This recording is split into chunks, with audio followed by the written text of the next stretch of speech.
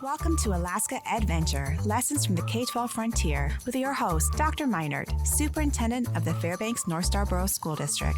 This podcast is your gateway to the heart of Alaska's educational landscape, where each episode features guests sharing their unique perspectives. We are bringing together voices that shape education in the last frontier. Join us as we explore the challenges, triumphs, and innovations in Alaska's K-12 classrooms. Welcome back, or welcome to the Alaska EdVenture podcast. I'm Dr. Luke Meinert, the host of this podcast and superintendent of the Fairbanks North Starborough School District.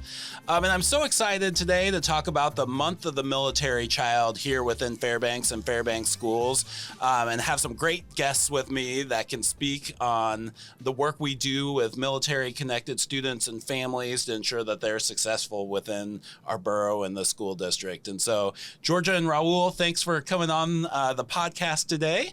And Georgia, I'd like to start with you and you talking a little bit about your background and the work that you do with Fairbanks students, staff, and our community. Okay, so I'm Georgia Sandgren, the Military Student Support Coordinator for the school district, and I'm a project director for the Stealth Science STEAM grant. That is from the Department of Defense Education Activity, a DODEA grant. My background really quick is I served in the United States Air Force. I was deployed to the Persian Gulf during Operation Desert Shield and Desert Storm. Fred, my husband, and I have two daughters, military kids. They are out of college now, but just last week I got a call from one saying, "Mom, how do you know you're a military kid without saying you're a military kid?" And what she was doing was out in her city, there was a helicopter flying around, and she was taking pictures for her son, and her heart stopped because she was like, "Oh, crud, can I do this?" Because on military installations, you got to be careful about taking pictures of whatever. So I thought that was cute because once you're a military kid, you're always a military kid. My family's been to 3 different school districts, and each one is very different. The Air Force sent us to Eielson in April of 2003. Our kids attended, and I worked and volunteered at Crawford and Ben Eielson Junior Senior High School as a parent mentor, a graduation coach, a counseling tech, a cheer coach, class advisor. Military Child Education Coalition had a grant with us, and I was the military student transition consultant, and I was an admin secretary. I served various PTA positions and currently serve on the Alaska State Council of Education Opportunity for Military Children. I have been the project director of a previous DODEA grant, Project 360, which was a social emotional grant. We had 10 of our schools participate in that grant. And it also brought the military student support coordinator position to our district. So thank you for that. Awesome. Well, very thankful to have you here in Fairbanks and having been so connected with Fairbanks schools. And thank you for your service in the military. Georgia, I'm sure most of our listeners out there that are local have run into Georgia. She's a community figure. She's out there promoting the support of our military connected students, and just so thankful to have you on staff and the work that you do day in and day out. So thank you, Georgia. And then Raul, can you give us a little bit about your background? Yeah, of course. I just want to give a shout out to Dr. Meinert for allowing me to come on this podcast today. Hello, everyone. I'm Raul Lopez. I'm currently the student board representative on the Fairbanks North Starborough School Board. I'm also the student body president of Ben Eielson for 2 years running, my junior and senior year. I've been a military child for around 17 years now, almost 18. And I've been in Ben Eielson for around 4 years. And I'm very excited to be on this podcast today. Awesome. Well, thank you so much, Raul. Raul is a leader within our community and a leader at the state level, too. It was so great to see Raul at the Alaska Association of School Boards conference this fall. He really was a leader among leaders there. And so he's not only doing great things now, but just so excited to see where his path takes him in the future. So thanks, Raul, for being here. Yeah, of course. Thank you. Let's jump in. And Raul, I'd love to start with you and just talk a little bit about your experience within the school district and the support that the school district provides to you as a military connected student, and then any supports your family picks up on as well. Yeah, of course. So moving here in 2020 from Texas, it was definitely a big change coming in COVID. And I just want to say that the school district is comprised of so many individuals that have military connected backgrounds, the counselors, the staff, everyone here.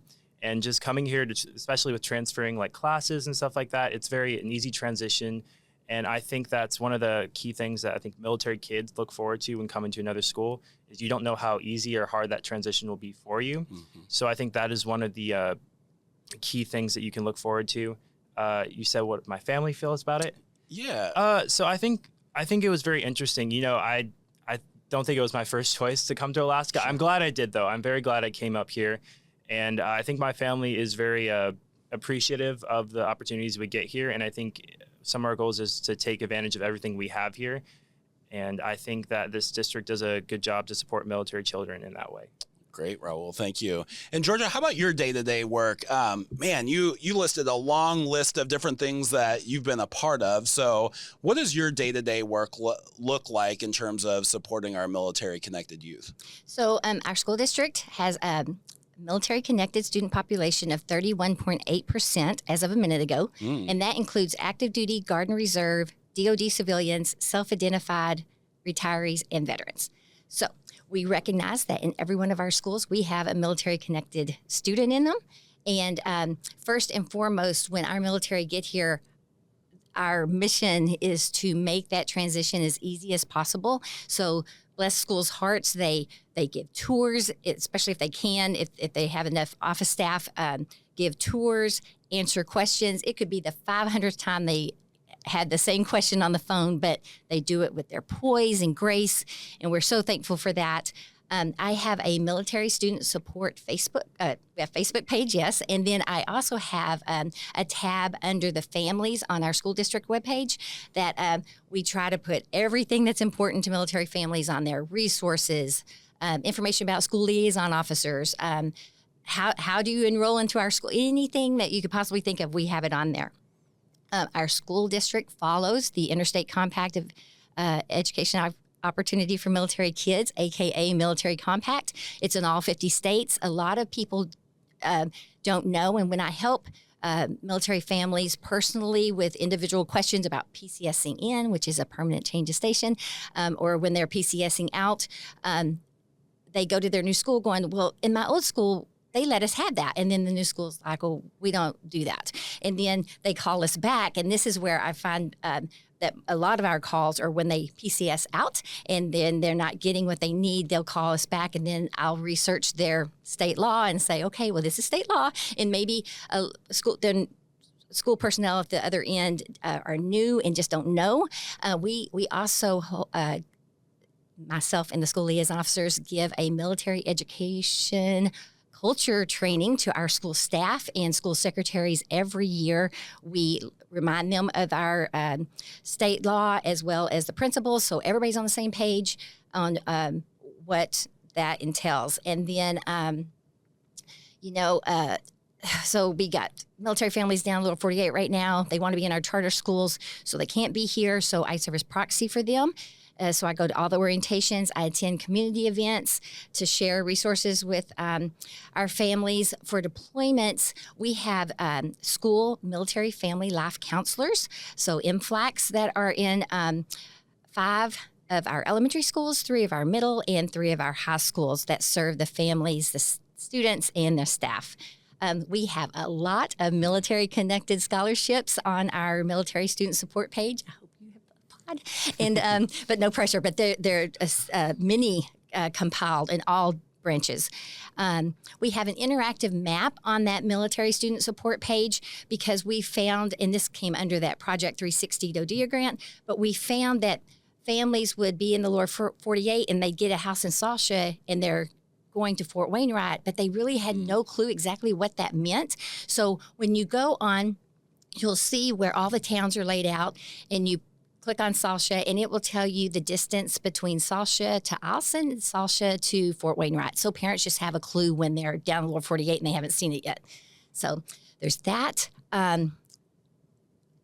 We share information about free tutoring for our military families in the Department of Defense civilian families at military.tutor.com. It's available 24/7. We educate our grown-ups about impact aid monies and how important that is to our district. And it can be, it's so important that our parents and guardians could reach out to our secretaries to make sure that we know that they work on they're a civilian working on a federal installation. They're a military service member. They're residing on eligible Indian or federal land. They're a contractor for our military installations. They work at AFES or they work at billeting. Maybe they're a postal worker. We need to know that. And all others who work or live on federal property. That would be awesome if they let us know that. And we share information with parents about PCSing or moving during the school year, because we have awesome policies that they need to know about, especially when they're fixing a PCS close to the end of the semester or the end of the school year, and what that looks like for their kids.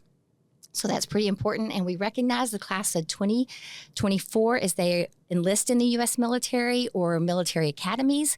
And that will be coming out April 22nd. Do you want me to keep talking?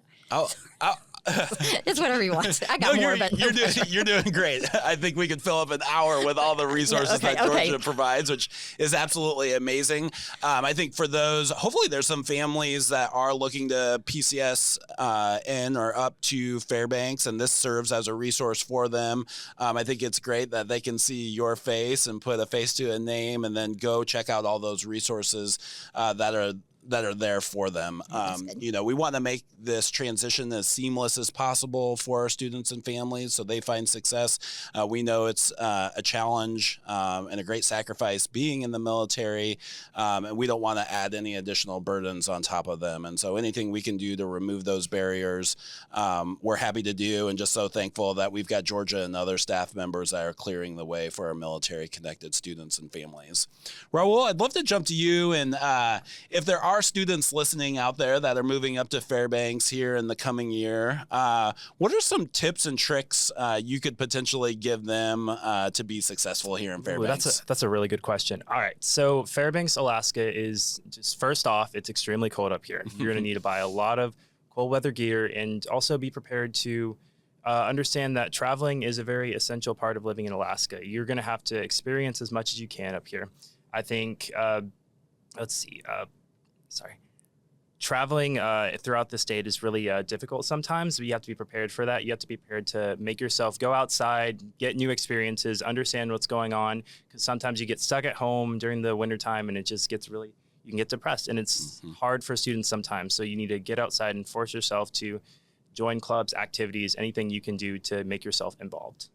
Yeah, I love that. One of the things I've really appreciated about Raul this year is the different initiatives he's taken on to ensure that students have different things to do than maybe were done in the past. So could you talk a little bit? I know a couple of the dances or functions you did at the middle school seem like were really well received, and anything else that you've done to advocate for other student experiences here in the district? Yeah, for sure. I've always been a big advocate for student dances because I feel like they're a very good social event for people. I think school itself is very can be difficult for some people, and having these events are important. So yes, we did host the Valentine's dance at our school, and that was served for the junior high, and I think it really embodied them to be able to experience some of the traditional middle school life that they are prepared for. And I think that all students really want change. They want something to be more innovative and understanding.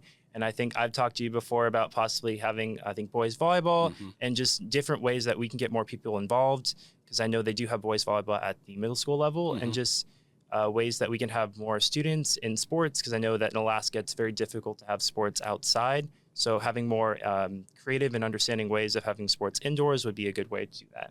Yeah, that's excellent. And I think it's a great tip to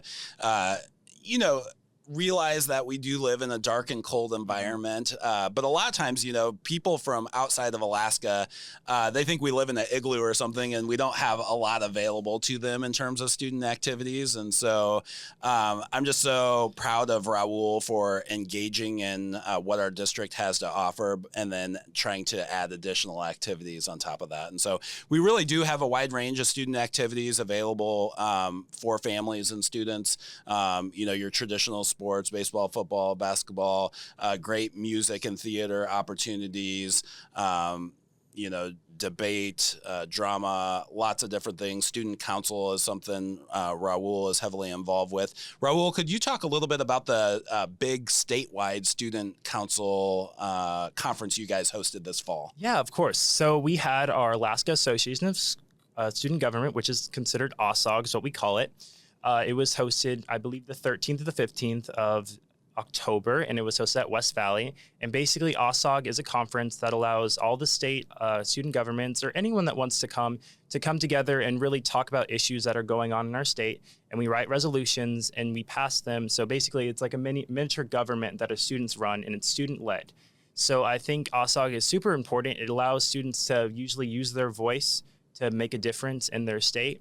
And it shows the power that students have in all these decisions. And a lot of the decisions that are talked about in OSOG are real life decisions. While some of them may be school decisions, a lot of them include like stuff that's going on with the state. And every year, I think that's one of the most important things about OSOG.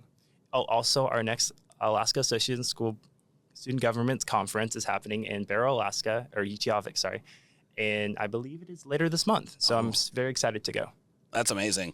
Do you have other students that are going to go with you, or? I believe we have 17 students in the region. Yeah. That's great. So that's an expensive trip up north. So I know you guys will represent us well, and look forward to hearing the stories you bring back. Of course. With you.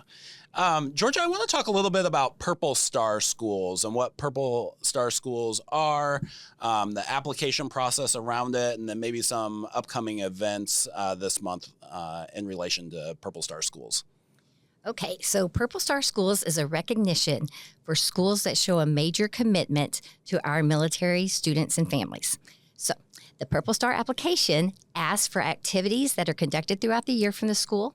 They ask for the professional development that's been done, and then what is the school going to take from that professional development and implement.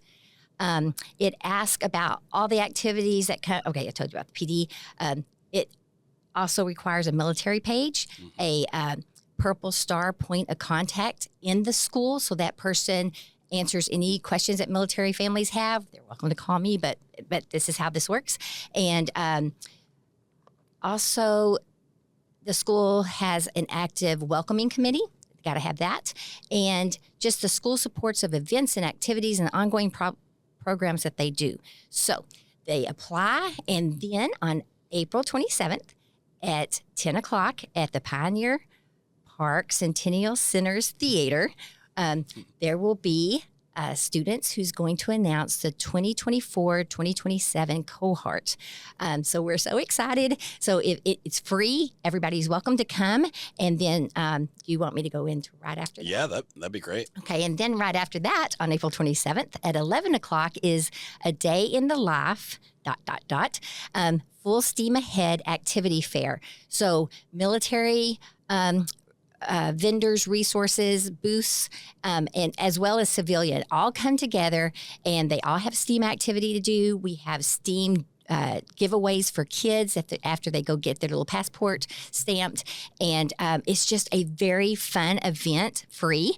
And outside static displays, we have a hiring fair from Fort Wainwright, I believe Eielson, the school bus company, yay, Durham, will be there too. So just a great fun time. Hopefully mascots. Oh, I know Nanook's going to be there, but hopefully school mascots will be running around so kids can get pictures, and great Lathrop Ballroom Dance will showcase them on the stage, as well as Ben Eielson Band. I'm going to leave somebody out. I'm so sorry, but it's just filled. It's just a day full of things, and that's from 11 to 3.